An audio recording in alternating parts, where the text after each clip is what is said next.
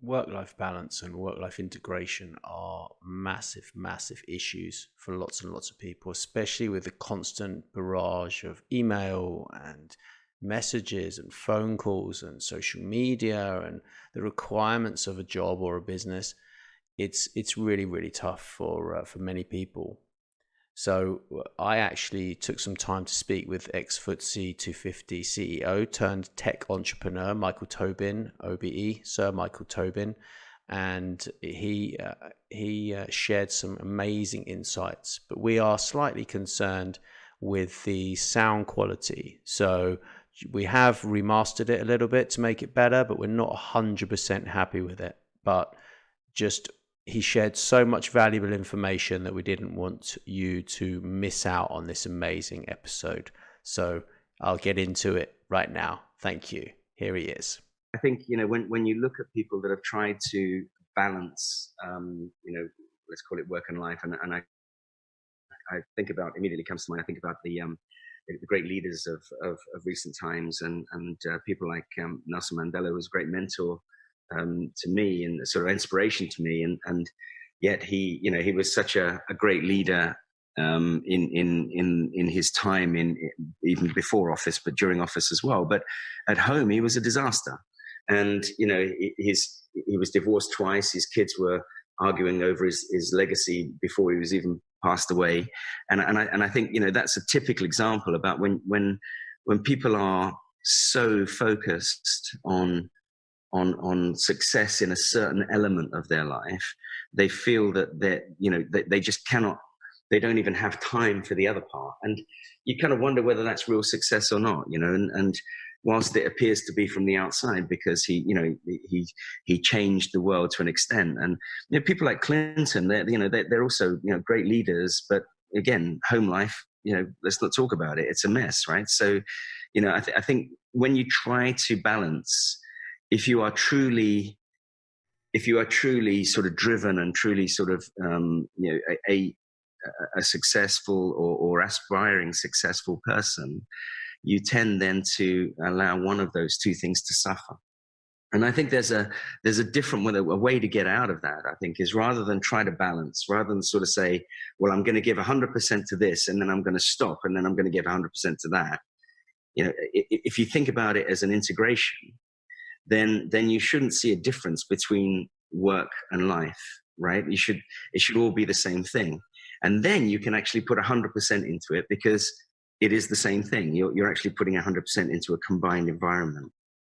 There's a couple of examples, I mean, that I can give you, but I talk about this a lot in my second book, actually, called Live, Love, Work, Prosper, which is all about how work-life integration is the way forward.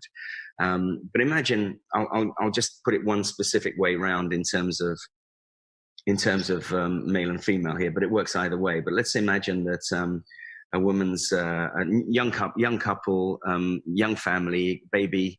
The woman's got a sort of a mid management role, is one of several peers that's looking for the next step on the ladder, desperate for that one promotion place that's coming up soon, so that the family can prosper and they can get the next house, and so on and so forth.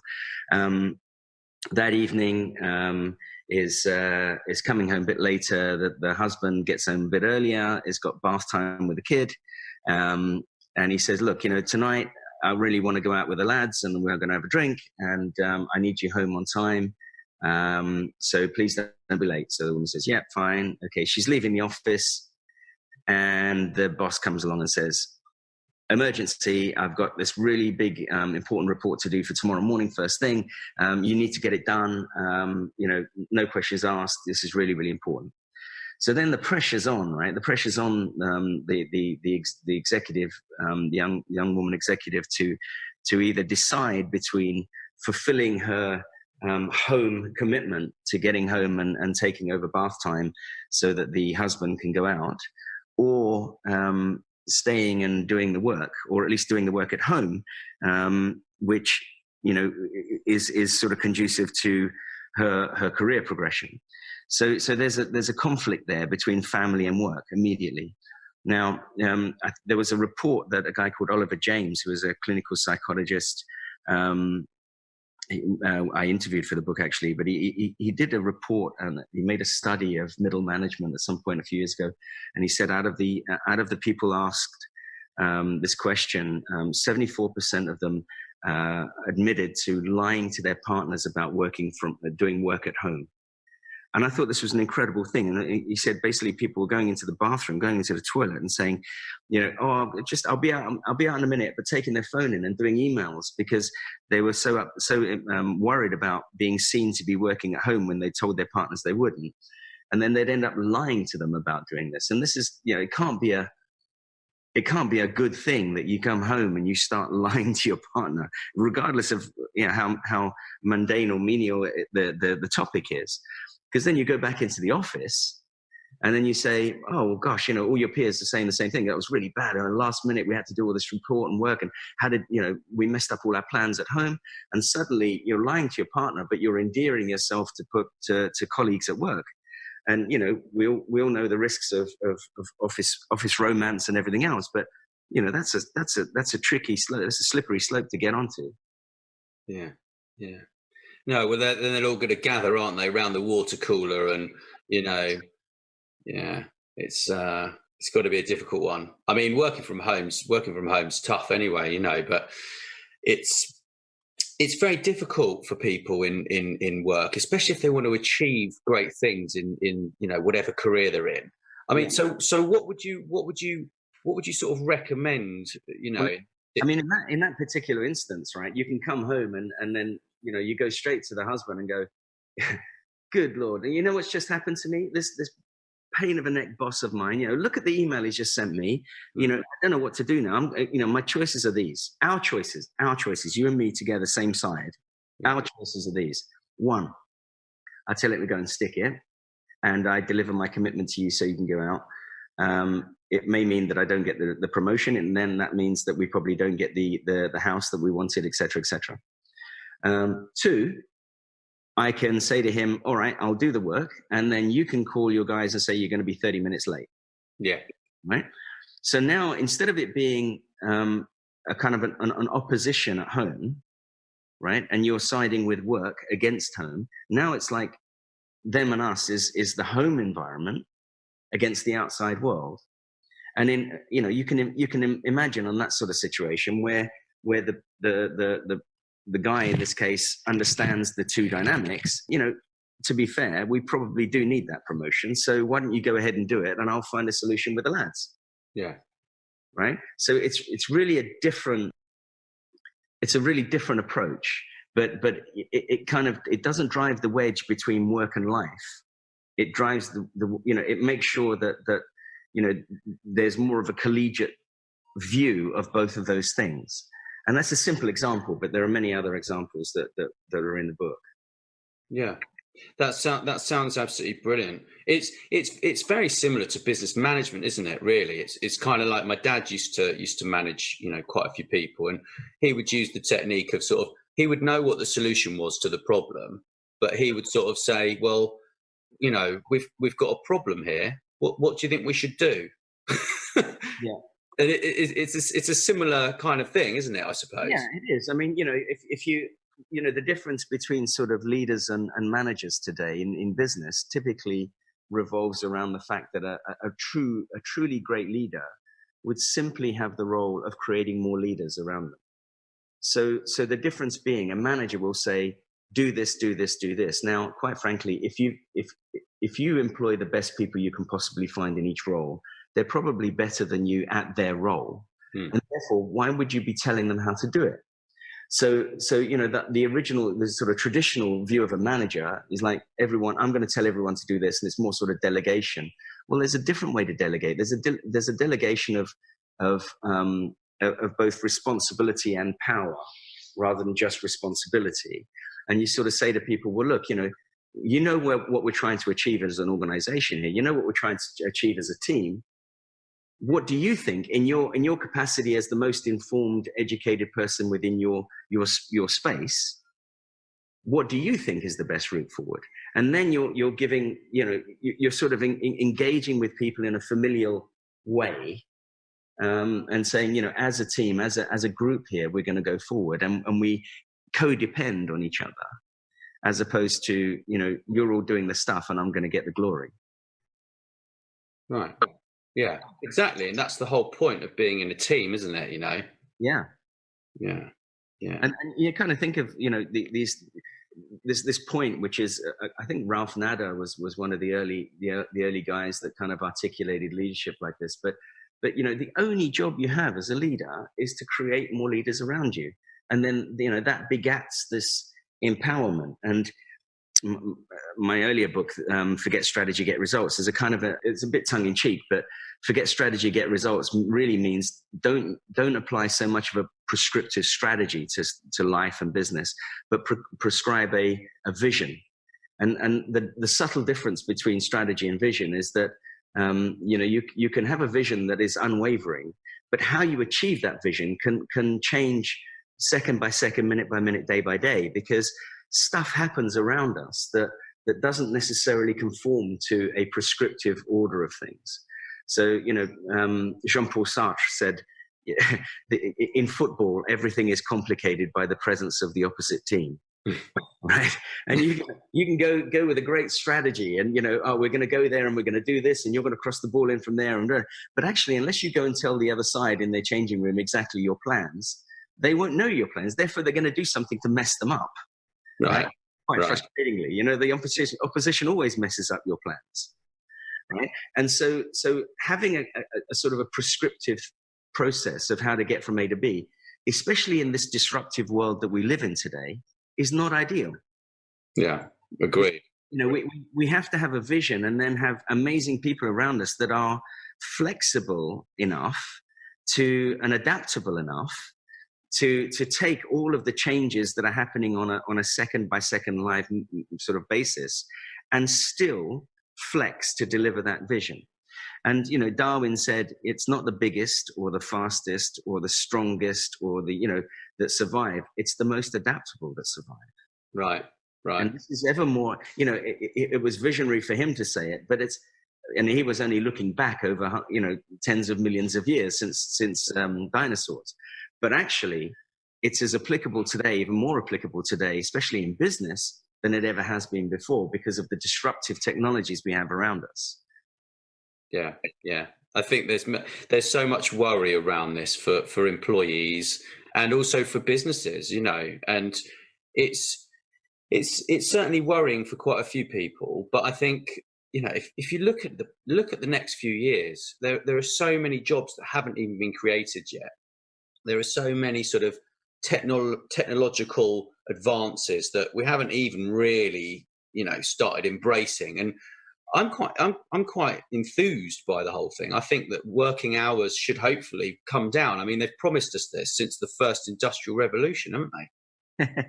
Well, I mean, if you lived in France, they would be enforced going down, but I'm not sure that's necessarily a good thing either. But if we're in an environment where we don't actually notice we're working, let's put it that way, right? Yeah.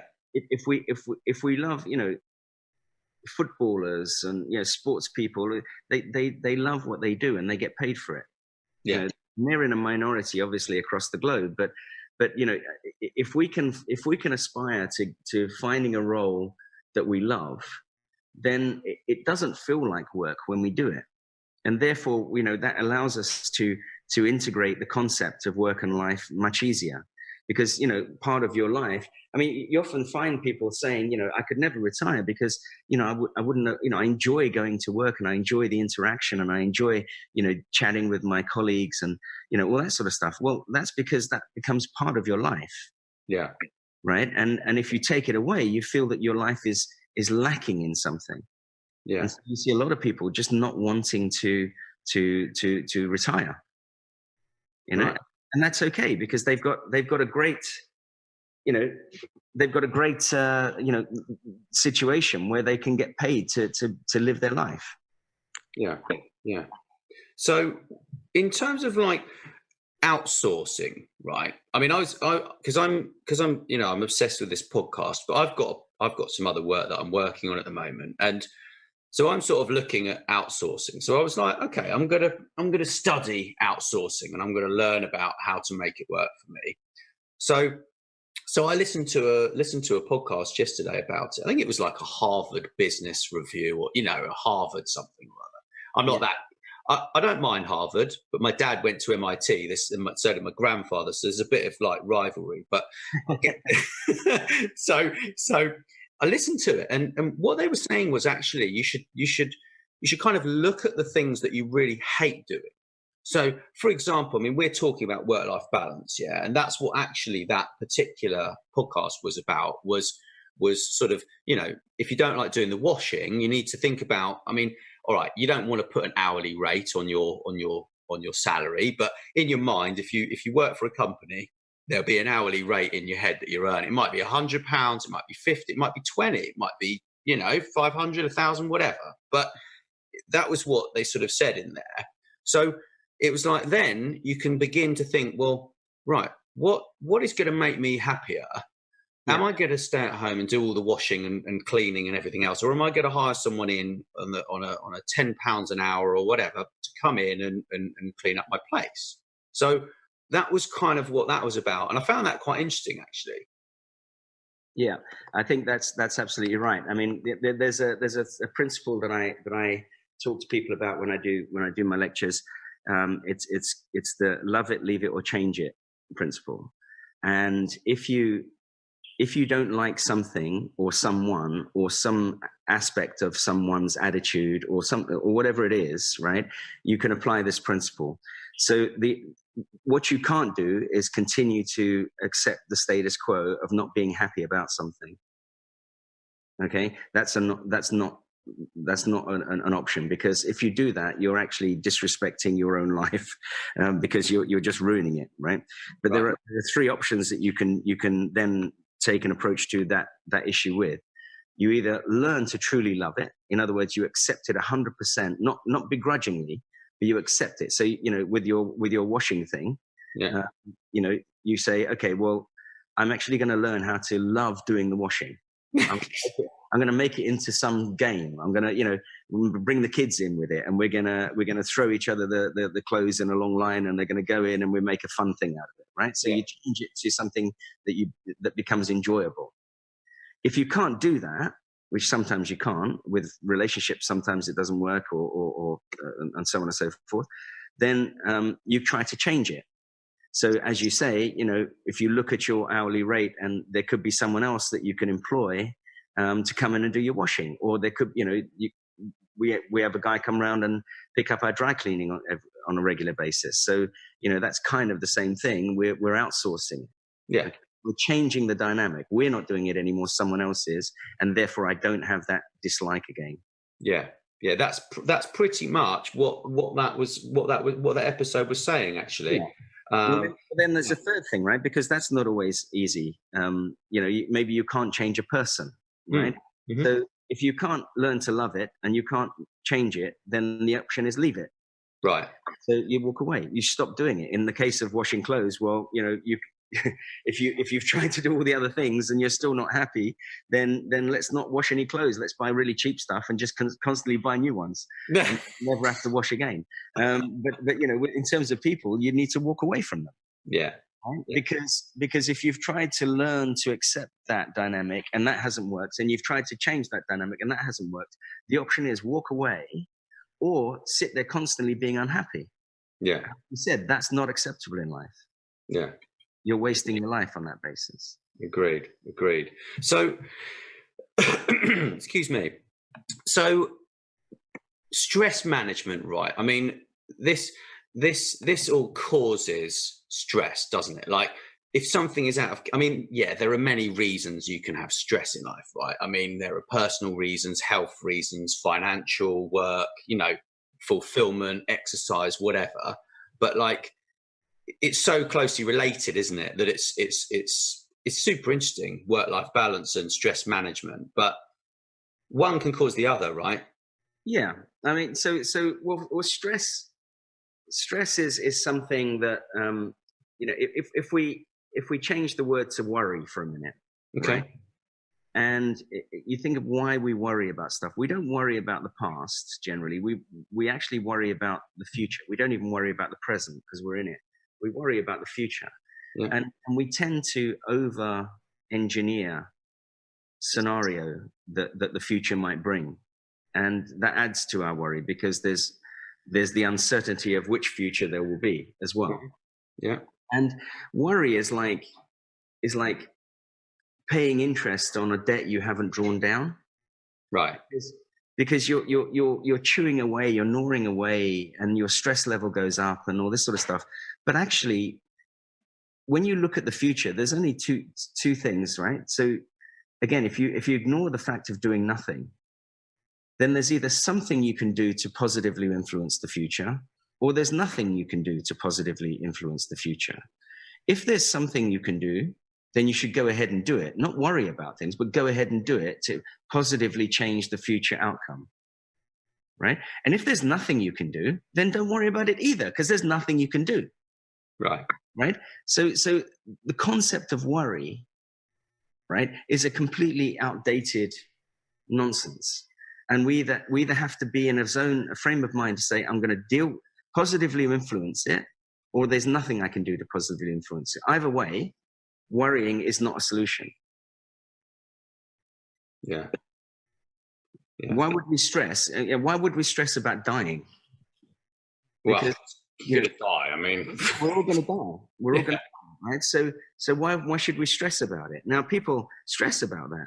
They're worried about dying. Well, you can do something to positively influence the future. In other words, you can do things that will prolong your life, but you can't stop death coming.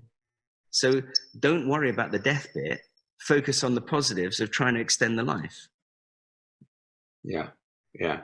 So when people, all right, so they got to start there, right?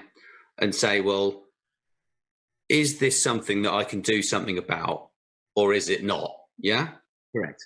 And if they can do something about it, then they've got to do it, right? Because the problem exists also, certainly for me, is if I know I need to do something that's going to help my life, and I sit there and I'm like, well, I really should do this, and then I just write it down and like forget about it, and then I might come back to it the next day and go, oh, I really must do that. It's really stressing me out, and then I can get on with it. But some people, they will just ignore it, won't they? And let it eat away at them until it sort of gets on top of them, and then they get stressed out of their minds and like have to go out and get fresh air because they're out of their heads, on the worry. Yeah, I mean, look, there's a lot of people that I know, would rather do the ostrich strategy, right? Which is stick it in the sand and wait for it to go away. But it doesn't go away.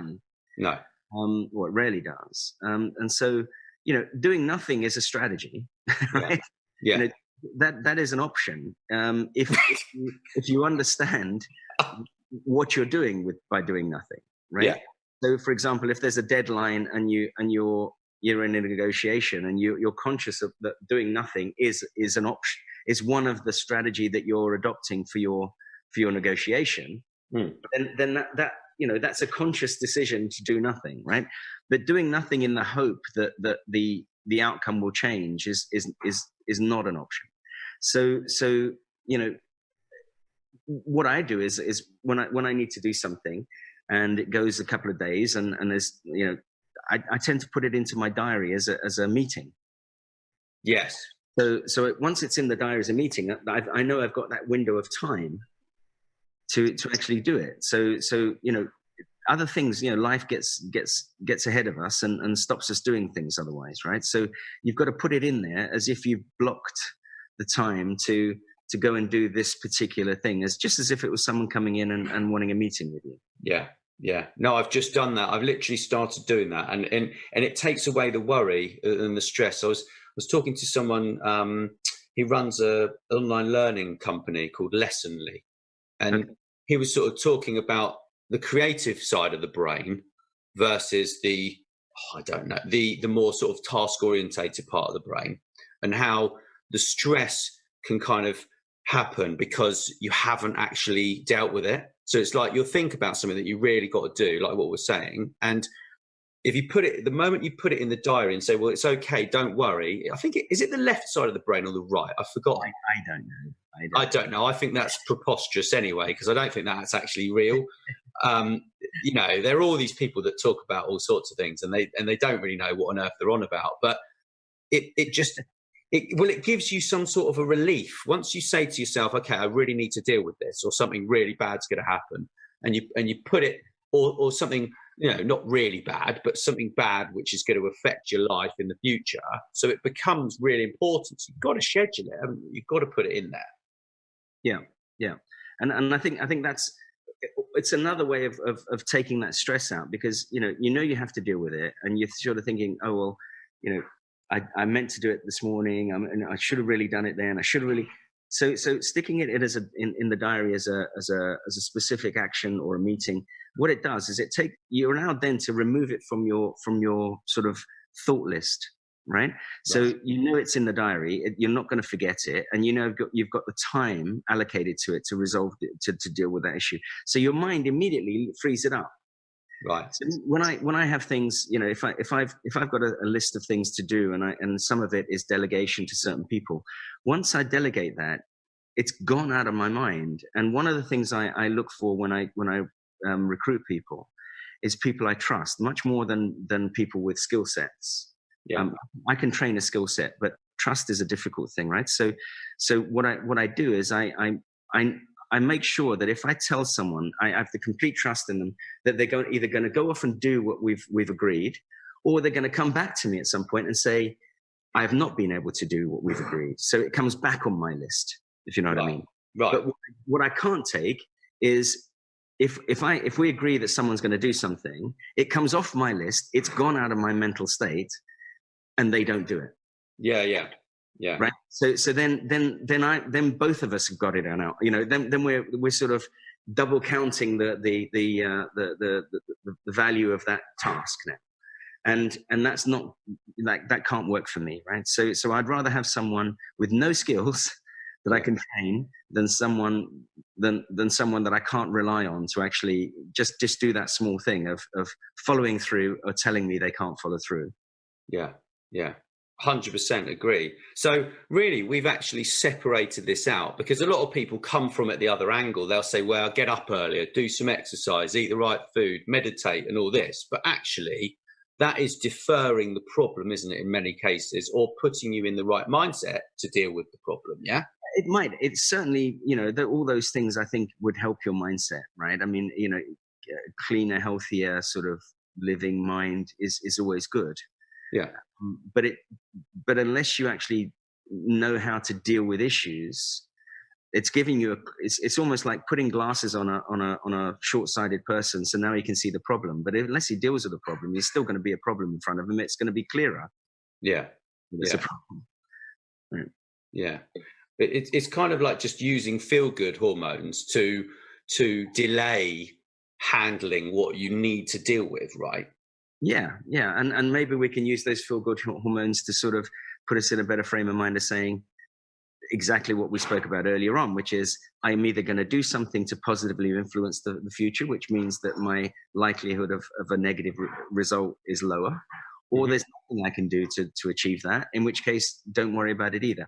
And the feel-good hormones should allow us to get to that clarity quicker. Yeah. It reminds me of your story when you put all these executives in the sea with a load of sharks. Yeah. well, it certainly made them think clearer about about the issue. I mean, that was I was talking to my management team for some time about merging with a big competitor of ours, and all the management team could see was the negatives of that. They would see, synergies means, well, two people, one job going forward, so I'm going to lose my job, or I'm going to be subservient to someone else coming in. Why are we doing this? And it's driven by fear, right? Mm. And so I took them shark diving with no cages, no nets, and they didn't realize they were doing it until literally the moment I asked them to put their wetsuits on and get in the water. So afterwards, the debrief was, how did you feel when you realized what you were about to do? And they said, oh my God, I hate you. And, I can't believe you're making me do this. And I'm terrified and all this sort of stuff. And fear was the overriding dynamic coming out. And I said, well, okay, how did you feel when you were actually in there? And these sharks were literally, you know, a foot away from you. And they were like 15, 20-foot sharks. And they said, well, I was still absolutely petrified, but it was kind of exciting as well. And then I said, how did you feel when you got out? And they said, oh, you know, life-changing experience. Definitely don't want to do it again, but it's one of these things that I can tell my grandkids and things like that. So I said, well, you know, every time you fear the future, think about that process. Well, first of all, your fear is unreasonable typically because you over-exaggerate the outcome risk, which in that case was being eaten, which didn't happen. The second thing is when you're going through whatever the challenging thing is, you're probably going to find it at least interesting, if not exciting. And when you come out of it, you're going to be a better person. You're going to have learned something about yourself and about the situation, and you're going to be a better person for it. So, you know, if you approach every challenging situation with that kind of mentality, then you'll get through it. You know, these things are it's rare that if we're worrying about something that much that we can sidestep it. Yeah. So, you know, getting through it is the key. And, you know, Churchill used to say, when you're going through hell, the worst thing you want to do is stop. So the best thing you can do is just keep going. Yeah. I remember that. Yeah. I remember that one. That's a really good one. I love Churchill. He was just amazing. So, yes. So on to the next topic. Commercial awareness, Mike. I know you know so much about this because you're involved with so many different businesses. So how do you start with commercial awareness? I mean, we all know about like the SWOT analysis. Is that where you would start? Depends on the situation, really. But I mean, you know, again, if we try to sort of link this to sort of a work-life integration, then, you know, a lot of life is about trying to create win-wins between different entities, different parties, different people. Mm-hmm. And so what you're not looking to do is you're not looking to, you know, win at the pulverization cost of the person or the entity in front of you. You're trying to say, you know, how do we both collaborate to make both of our worlds better? Okay. And that could be a marriage, or it could be a business transaction. And if the business transaction is good enough, then, you know, someone with a need hooks up with someone with a product or a solution, and together they create value, right? And so, you know, what sort of commercial awareness for me is you know, the literal translation of entrepreneur is a between taker, okay, in French. Okay. So between take. So in other words, it's someone that links someone with a need and someone with a solution together. Mm-hmm. Okay. And this is what commercial awareness is trying to spot needs and trying to spot value. And, you know, if you look at technology today, we've got more technology than we know what to do with. Yeah. What's missing is the creativity of application. So where the real value proposition comes in is not in the technology itself. It's not inventing stuff per se. It's finding solutions for the inventions, finding solutions for the technology that are really, really useful. I have a business that I'm chairman of called Ultra Haptics, which is a stunning technology. It's about the sensation of touch using ultrasound in midair, right? Yeah. And the technology is unbelievable. I mean, you can feel things in midair that aren't there. Okay, it's real sort of Minority Report style. But the applications are much harder to sort of perceive. Right. You say, okay, well, what would you use that for? And of course, there are many, many applications for this. For example, there's a large car manufacturer that by the end of this year will have all of one particular model of their cars with no buttons in them. And you'd have a heads-up display in front of you, and you put your hand out and the button comes to you, and you feel the button in your hand, and you can turn things up and you can turn things down by moving your hand around. And if you go over a bump, the button stays in your hand because it's actually following your hand, and the button you feel isn't actually there. Oh, wow. So, you know, these are sort of applications that are incredibly innovative, and of course are so logical when you listen to the application. But the technology was there before the application came about. So the technology per se is a great thing, but it's completely useless in a commercial term until you link it with an application. Right. So it's basically just using your imagination or your understanding of the market and the other solutions and what they can connect with, what they can't connect with, and then coming up with something that is going to help people, right? I mean, we've got to solve problems, haven't we? Yeah, and I think that's it. It's having a good eye for problems, having a good eye, and one of the challenges of today's world for our generation, right, you and my generation, Yeah. opposed to millennial stroke generation X, is we've grown up with the history of technology telling us that the way to progress is, if I find a problem, how do I make that easier, faster, cheaper, more efficient? And nowadays, technology has the ability of saying, well, how do I not need to do that again? Right? And this is what we refer to as disruptive technology, because instead of the efficiency process that technology has driven since the beginning of time, the first farmer was dragging his own, he was troweling to plant seeds. Then he was digging furrows with a kind of a plow, but he was pushing it by hand. Then he decided to stick an ox in front of it, and then tractors came along, and so on and so forth, right? And then combine, so all of this thing, but it's all about efficiency of doing the same thing much faster, easier, better, cheaper. Yeah. But nowadays it's like, well, is there a way I just don't need to do that? Yeah. And I think this is the change in the way that, and it's only going to get more disruptive in the way that people think about it, because the speed of change of technology is going faster. And so this disruptive environment, I mean, Uber was a very disruptive environment to the taxi industry. But a lot of Uber drivers are going to be out of a job very soon because of driverless cars. Mm-hmm. So that was a massively disruptive industry, but that probably won't last that long in the great scheme of things. Right. And Hackney carriages have been going on since the 19th century. So, it took that long for that to get disrupted, but actually it probably only take 5 years, 7 years for the next one to get disrupted, and probably 2 years for the following.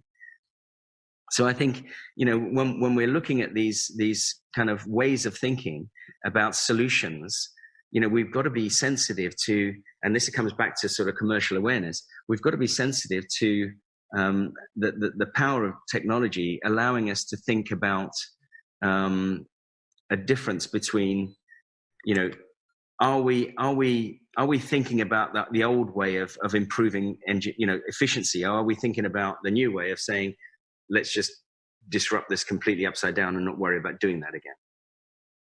That's really interesting. I've never thought about it like that.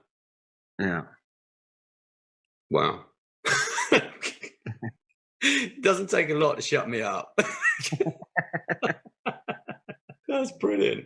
So in the next sort of few years, you probably, yeah. Well, I mean, it sounds like we share the same view that there's just so much coming at us. It's almost like you need more awareness of what's going on, but actually keeping up with what's going on is almost a full-time job in itself. It is. I mean, you've almost got to kind of look at things and go, you know what, I'm going to have a bunch of people do that for me. Yeah. So, it's super important that you have a team around you. And I think this is why diversity is extremely important, right? Because, the real reason for diversity is a positive reason. When we look at, what's going on in the world in terms of employing a broad spectrum of ages, races, genders, one of the real values of this is that the consumer dynamic is also that portfolio, right? And we need people around us that are in tune with a way of looking at things that isn't necessarily siloed to our own experiences. I mean, we're all prejudiced to an extent, right? And I'll use that word very specifically. We're prejudiced. Yeah, we are. We're biased, right? So, and our bias comes from our gut feeling of what's happened to us over our lives. So, if you're walking down the street and a bunch of hooded youths are walking towards you in a very sort of dodgy gait, and it's sort of sunset, and you probably think to yourself, oh, my gut feeling tells me I should probably cross the road here. and yet you don't know them from Adam, and they've not done anything wrong to you. So why would you take that approach? Well, there's something in your sort of educated DNA that tells you. Now, what we have to be careful of is illogical bias, right? But actually, our background also tells us that we have a portfolio, a diverse group of people has a more rounded view than a single person. Mm-hmm. And so when we're looking at businesses, that ability to garner together a team which is very diverse is so important, to get different views of the same reality and get different views of the outside opportunity. Oh yeah, very much so. But I think it's actually quite difficult to find people who are in minorities. Certainly within, I'm working with an influencer project at the moment, and it's very difficult to find sort of outwardly spoken females, for example. Yeah. Right. And the proportion, I looked at the proportion of the world's billionaires, and I looked at the list of the top 100 billionaires, and I looked at this list, and I tell you what, I reckon I could probably count the females on there in one hand out of 100. And I was like, wow. And I wonder what that's going to look like in the next 20, 30 years. And if that is going to change, or is it not? I don't know, Mike. Well, I think that, so again, something that I talk about in the book is, I'm sure that it will change, that there'll be more and more billionaires, or the wealth of women will increase relative to men. I'm sure that will happen. And it's appropriate that it does.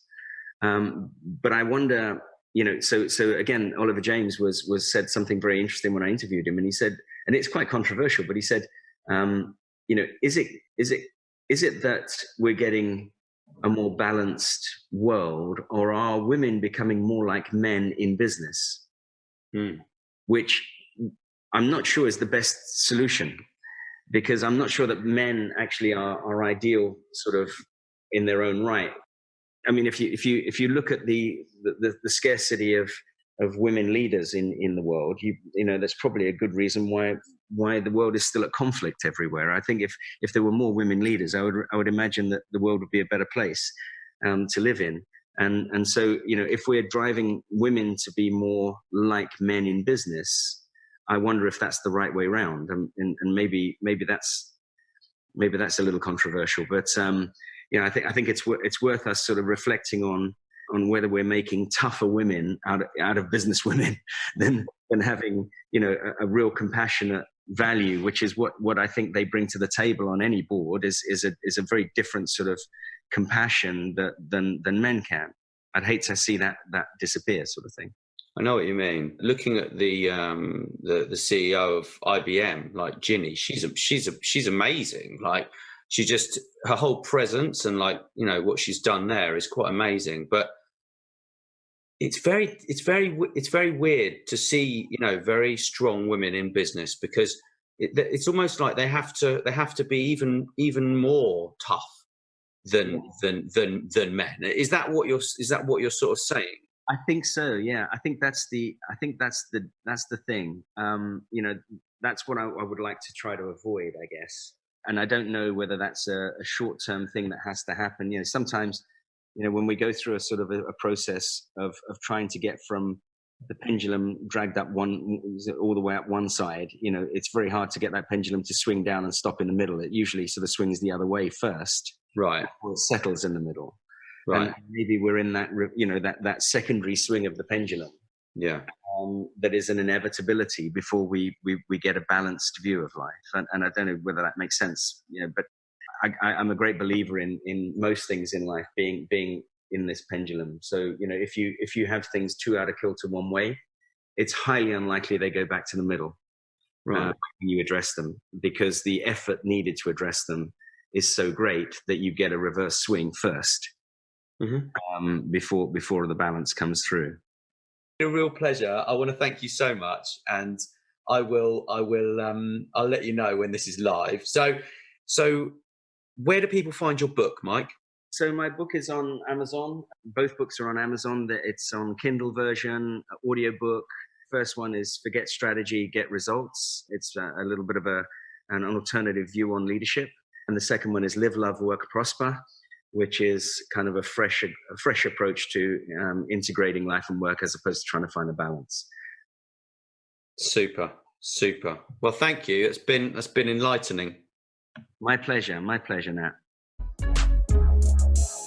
Thanks very much for listening to Influential Visions. Please make sure you share this episode with your friends and business connections.